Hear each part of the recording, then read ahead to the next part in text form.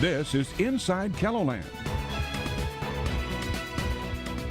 I'm Perry Groten. Thanks for joining us. Coming up on this week's Inside KELOLAND, we're talking with two Sanford researchers about their ongoing work with stem cells in clinical trials, including the latest research with rotator cuffs. Then we talk with NAMI Sioux Falls about its upcoming free mental health classes and how the perception of mental illnesses has changed in recent years. Plus, we're halfway through the 2019 legislature. We take a look at some of the bills that could impact you. We start first with Dr. Jason Hurd and David Pierce from Sanford Health to talk about their work with stem cells. Thanks for joining us for Inside KELOLAND, gentlemen. Thank you. Thank you. First of all, let's clear the air about what exactly, when we say the word stem cells, what are we talking about? Yeah, I think it's very important for us to emphasize we're talking about adult-derived stem cells here. So in the last few years, we've come to learn that many parts of our body have stem cells. So they have the ability for us to have cells that regenerate and replenish. You know, for example, we replenish our blood all the time. You've heard of bone marrow transplantation. That's basically taking stem cells from your blood for that procedure. So we'll be talking a little bit more about that type of stem cell. Yeah, and a few years ago there were a lot of religious and moral ethical questions raised about the original stem cells. Those were embryonic stem cells. And we are not going to be talking about those today. We do not deal with those types of cells. Okay. And Jason, talk about the potentially groundbreaking research that's underway at Sanford Health regarding stem cells. Yeah, so we have recently done a small trial study looking at the safety of using these stem cells for patients with partial thickness rotator cuff tears. We've completed that study, and we had excellent results with regard to safety, and we had 18 patients in it, so we got some idea of the efficacy of using them for these patients who have these small rotator cuff tears. And now we're on to our second phase of the trial, looking at a much larger group of patients with the focus more on efficacy and the use of stem cells in these patients. Why rotator cuffs? Why study that? Well, the rotator cuff causes problems for a lot of people. It's a very common problem that we see in our patients within orthopedics. And it also provides a good model because some patients have partial thickness rotator cuff tears, which are not fully detached. And so the idea is we want to see if these stem cells can help with healing of those partial defects in the tendon, because the mechanics of the rotator cuff are still intact. Talk about the regulatory hurdles that you have to meet as far as doing this research. So we've had a whole team of researchers at Sanford that have helped us clear all of the hurdles through the FDA. It was a long process, over a year and a half, to complete all of the process, but we did, and we're one of the first systems in the country to have this type of research that's FDA approved. Where do you see stem cell research taking us? Yeah, I mean, Jason hit a very important point there. We're the only health system that really has applied the rules and regulations, so we're not going to get visited by the FDA questioning what we're doing because they've approved what we're doing. So we currently have clinical trials open now for back joint pain. Also in wrist osteoarthritis, and then we're going to be launching a large national trial for knee osteoarthritis as well. So with the FDA right now, they're ready to take us to examine these fat-derived adult stem cells in an orthopedic condition. But we're trendsetters at Sanford, so we're already starting to look at other indications in the cardiovascular space and in wound healing, for example. So I think that the healing from within, as it were, use your own stem cells, there's going to be a lot of interesting developments in the next few years. What does that say about Sanford Health and its efforts to look into stem cells? Well, we were just at a large international meeting on stem cells, and a lot of people sought our advice in terms of how we navigated, first of all, how you could operationalize a complicated clinical trial like that into our patients, but also seeking our advice on the regulations with the FDA. It's not a trivial thing to be able to put something into a human being for the very first time. Jason, are you still looking for people to get involved in the study? So yeah, our second phase is going to be started here in a month or two. It's going to be over 240 patients, and it's going to be multi-center around the country. So there's 8 centers that will be involved in the study. So this is a much larger scale study than the first one that we did. And so, yeah, we'll be enrolling patients probably shortly here. So. Can people just apply for it, or how do they go? How do you go about selecting them? Yeah, it's through our research department, and there are contacts that we have for that. So, yeah. Okay. Well, thank you, gentlemen, for joining us for Inside KELOLAND. And still to come, free classes this week will help family members and caregivers better understand a loved one's mental health diagnosis. How the perception of mental health is changing, coming up after the break. Welcome back to Inside KELOLAND. It's a topic that has stayed in the headlines for several years, mental health. During her budget address, South Dakota Governor Kristi Noem said she wants more resources available for those with mental health issues. She's proposed spending $490,000 on a mental health court for Minnehaha County. During his State of the Judiciary, Chief Justice David Gilbertson proposed a similar idea. Joining us now is Sarah Lindquist, the Executive Director of NAMI Sioux Falls. Thanks for joining us, Sarah. Thank you for having me. Well, what do you think about, first of all, that the state of South Dakota is getting the attention that mental health is getting from the state of South Dakota right now? I think that's fabulous. I think any attention is good. We do need to improve connections, and we need to improve awareness, and where we can go to get the right resources and make sure the referrals are done correctly. And so I think it's wonderful. And you have some events coming up, including some classes that start this next week, right? Tell us about that. Yes, we have a class for mental health professionals where they can earn continued education credits. And I have them starting on February 15th, February 22nd, and March 1st. And we do have some slots available for people to join if they would like to do that. And what will people learn there? They will learn techniques and skills and strategies about mental health with adolescents and children. So pretty excited about it. Yeah, and those aren't the only classes taking place. What else do you have coming up? I have coming up our basics class, which is a free 6-week program for parents and caregivers to learn strategies, coping techniques, and skills for mental health challenges with their children. And that's coming up on March 19th. Why is it important for parents and caregivers to get involved in helping kids with the mental illness challenges? I believe that the programs that we provide will give you one step closer to a quality of life that everybody deserves. And you speak from experience. Tell us about your family connection with the mental. Yes. Now, my son lives with autism. He is now high functioning, and he's doing beautifully, which I'm so happy. But I am going to say I am a parent that understands the needs, and we didn't know what to do. We didn't know where to go, how to go about it, because there's no navigation system for mental health. Other programs, like for cancer and for heart disease, they do. And I'd like to see a mental health program involved with navigation to help people get through the system in a much more efficient way. And I kind of started developing a program for NAMI Sioux Falls for that. Yeah, tell us about the exchange program, right? Right, and I'm one person, so I'm the only one doing it. It's called the Exchange, where people can call in. It's based on a needs assessment. I ask a series of questions, so it's really individualized. And I do a prioritized process for them, depending on what they need. And then I let them know what the resources are. I tell them how to do it. And I always refer them to the doctor first, because the doctor is who they have to get the information medically. A physician. Yep.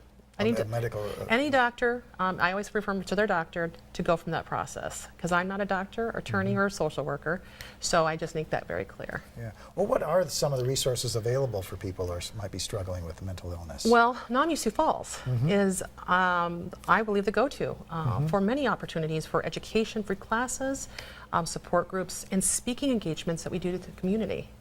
But I also know that Southeastern has been wonderful. And I refer people to Southeastern. And Southeastern Behavioral Health. Yes, yes. Fifth Street Connection is one of my favorite groups to help families.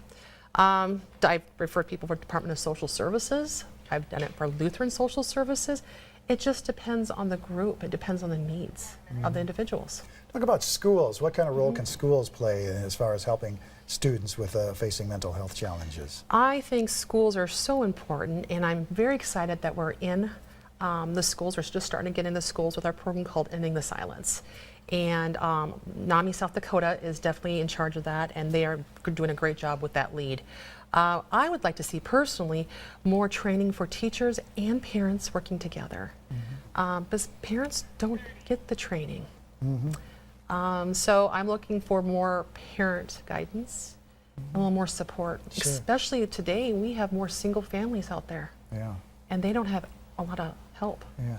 We have less than 30 seconds, but we have to talk about a new program starting with boxes at local businesses. Tell us about that. I am so excited to get small businesses involved with this. You're going to start to see little boxes for us, helping us fundraise. So I'm able to provide these free classes to parents and caregivers and family members. So I'm excited about that. And they'll be throughout the town of Sioux Falls. So look for NAMI Sioux Falls logo. All right. We'll certainly be watching out for that then. That'd be wonderful. Well, thank you for joining us. Well, still to come on Inside KELOLAND, we've hit the halfway mark for the 2019 legislative session. We'll show you some of the bills that have been making headlines coming up next. We are halfway through the 2019 legislative session with several bills still making their way through the House and Senate. One bill that will already become law this summer will remove and revise much of the state's concealed carry laws. Senate Bill 47 was the first measure Kristi Noem signed as governor. Once it takes effect, South Dakotans will no longer need to get a permit to carry a concealed handgun. Now, since then, Noem has signed several other bills, including one that will streamline wind and solar development on state-owned lands. Another bill moving through the legislature is cracking down on texting while driving. House Bill 1088 passed the House Transportation Committee on a 12-to-1 vote this past week and now goes to the full House. The current law applies only to text messages. The new legislation would add many other activities, including taking or looking at pictures or videos, checking social media, and playing games. KELOLAND's Brady Mallory shows you local reaction and talks with law enforcement. Standard rules tell us to keep both hands on the wheel, but left to our own devices, one hand often has a strong grip on our phones. I see it every now and again. In fact, Graham Frost says some drivers don't even try to hide it anymore. People are bringing it up to closer to the windshield, which seems like this attempt to make it safer, which is misguided, I think. Lawmakers are trying to set people straight. They want to up the punishment from a $100 ticket to a Class 2 misdemeanor, which carries up to 30 days in jail and a $500 fine. 1088 would make this a primary offense, meaning law enforcement could stop you for the suspicion of, for example, texting behind the wheel. It's probably not a bad thing. I mean, I think there's enough people that are doing it. It's not, one certain area. It's going to be really pretty much everywhere. Last year, Sioux Falls police gave 55 tickets for texting while driving, 100 tickets in 2017, and 109 in 2016. Clemens says the numbers can be higher depending on if the department has officers focused solely on this issue. Clemens says if 1088 passes, law enforcement will adapt to the updated rules. If we can get some people to follow those rules, it's going to make it a little bit safer. Certainly not everybody's going to follow that, and we know that, but trying to make the roads as safe for everybody is what we're trying to do. Frost says steeper penalties may help, but knows to truly change this behavior, drivers can't simply phone it in. That's not going to be an overnight switch, that it's going to have to be a process. Brady Mallory, KELOLAND News. Right now, texting while driving is only a secondary offense in South Dakota, meaning you'd have to get pulled over for something else first before getting into trouble for texting. Another piece of legislation up for discussion would allow you to order alcohol online or by phone and have it delivered to your house. But as KELOLAND's Casey Wannenberg explains, some liquor stores are actually opposed to the bill. As the owner of Booze Boys, Robert Wentz is always trying to find new ways to boost business. We're an independent, standalone store, one of the few left in the state. But he's not raising a glass to House Bill 1158. If it's passed, you could order alcohol online or by phone and have it delivered to your house. This helps anybody that is not a small business owner. And this is only for big box stores. They're already delivering groceries, they're already delivering food, they're delivering everything. This is not going to help. A small business owner cannot absorb a cost of a delivery. The bill only allows a business to deliver in the city it's licensed in. But the person making the purchase must sign for it and provide their driver's license. Representative Tim Rounds is one of the bill's sponsors. It keeps people from actually getting in their car at 11 o'clock at night and making that drive across town after they've been drinking. But Wentz claims it would not be affordable for a liquor store to deliver small amounts of alcohol in the middle of the night. And grocery stores that do offer delivery don't make quick trips at that time either. There's a lot of gray areas to this whole bill. Wentz also points out that without someone physically coming into a store, you can't gauge how intoxicated a person is before the sale. So why are we making it more accessible? Which is why not everyone is in good spirits about possible alcohol delivery. With Your Money Matters, I'm Casey Vonenberg. KELOLAND News contacted Hy-Vee about the bill. A spokesperson says its lobbyists are closely watching House Bill 1158, but no one would comment on it at this time. Another bill could soon ask voters if sports betting should be legalized in Deadwood. If passed, the issue would show up on the 2020 ballot, asking voters to amend the state constitution to allow for betting inside Deadwood casinos. KELOLAND's Dan Santella spoke with lawmakers about the proposal. Democratic Senator Red Dawn Foster of Pine Ridge supports the resolution. So I am in support of this resolution. I think that is a great opportunity for Deadwood to expand its gaming opportunities, and we look forward to passing. She wants it staying there, though. I'm a proponent of it as long as it stays in Deadwood. Growing up, when I did, there were a lot of point shavings and throwing games and so on, particularly in the college ranks and so on. But even though he says he's not a fan of it, he would defer to voters. Generally, my district has voted for increases in gambling in Deadwood and so on, and so I guess I'm probably inclined to let it go on the ballot and let the voters make the decision. Now, KELOLAND's Capitol News Bureau reporter Bob Mercer is following all the bills and hearings for the 2019 legislative session. You can read about more proposals on KELOLAND.com under the Capitol News Bureau page. Coming up in our final segment on Inside KELOLAND. Putting all the time in, the effort, the blood, sweat, and tears, all the works. That's the ultimate goal. You have to put 110% of your effort and yourself into where you are. The balls are so slippery. They were once rivals on the football field. Now they're helping each other excel in their professional careers. How this unlikely friendship happened after the break. Two former rival quarterbacks from SDSU and USD are forming an unlikely friendship at the Sanford Fieldhouse in Sioux Falls. Taryn Christian and Chris Strevler are both preparing for an upcoming season of professional football. While they used to battle it on the gridiron for the Jackrabbits and Coyotes, the two are now working hard side by side to keep playing at a high level after college. KELOLAND's Matt Holson shows you how these rivals are training for the next step together. When it gets cold because the balls are so slippery. A few years back, Taryn Christian and Chris Strevler probably wouldn't have been this friendly. We were obviously, head-to-head battling against each other up in the Dakota Dome his senior year. So just to, come back and, be working out, around a guy like that is a lot of fun to do. That's right. That doesn't mean the rivalry between them is dead. But which school's better? Oh, SDSU, of course SDSU better. Strevler, an Illinois native who's approaching his second year in the Canadian Football League, prefers Coyote Red over Jackrabbit Blue. Touchdown! Couldn't be more appreciative of those people in their sport. Is it a better school than SDSU? I don't know what the fans are like at SDSU because I think they all hate me, so I haven't got to see that side of them. As you can see, no hatred here these days. Strevler and Christian are both training daily at the Sanford Fieldhouse in Sioux Falls. I want to make an NFL roster, and that's what I'm working for. Putting all the time in, the effort, the blood, sweat, and tears, all the works.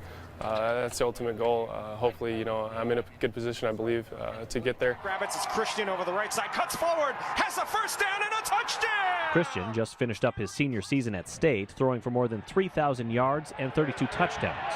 Regarded as the best quarterback in program history, he's getting ready for a pro day in March and has an agent from the same firm that represents Patriots quarterback Tom Brady. I signed with Carter Chow out of Ian Dubin Sports. It's based in LA. And you know, he's just kind of showing me the ropes right now. You know, introducing me to different things. He came out here and checked out the field house, and said he thinks this is better than a lot of the places he's sent guys.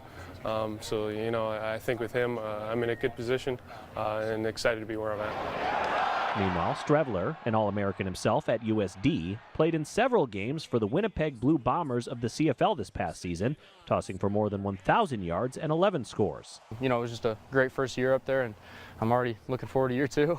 An intern at the Sanford Pentagon this winter, Strevler is enjoying where he's at and isn't thinking much about the NFL right now. I kind of always say, when you're in the CFL, like, you got to respect the CFL, and you have to put everything you have into where you are at the moment. So I mean, if you're overlooking the CFL and saying, hey, I'm better than the CFL, I want to be in the NFL, then you're not even going to be successful in the CFL. You have to put 110% of your effort and yourself into where you are. Who do you think? Curtis Riggs with the Sanford Power Football Academy has high praise for Strevler. Riggs has also been working with Christian and remembers the Roosevelt grad's appearance at the first high school football combine at the Fieldhouse. Our first combine we ever did, he was the first athlete to run the 40, and he ran the fastest 40 we've ever had, but he kind of set the standard for the combine going forward. And Chris, he too is one that excels with the testing format. When I watched him at the Pro Day last year, I thought he would for sure get an NFL invite. Didn't work out, but he's been very successful in the CFL now. No matter where each ends up or how long their professional careers last, they're both grateful for the support from the SDSU and USD faithful. Thankful for everything they've done for me. They really, the support in Brookings, really is, it's pretty unique. It's a pretty open community. You walk around, I'll still go to Hy-Vee there or something, or go to my fiance's basketball games, and there's people coming up to me, congratulating me on my career, wishing me good luck in the future and everything. So, even though I'm not there anymore, they're still thinking about me. The last time Strevler took a snap in Vermilion was in 2017. Oh yeah, a lot of support from USD. People are always tweeting at me, hitting me up in the DMs, whatever, saying, they watch the games. I had a bunch of people from USD come up to games. Those fans, they'll ride or die with you, So, I couldn't be more appreciative of those people and their support. Support that has them thinking about South Dakota and dreaming about a career in professional football. With Eye on KELOLAND, I'm Matt Holson.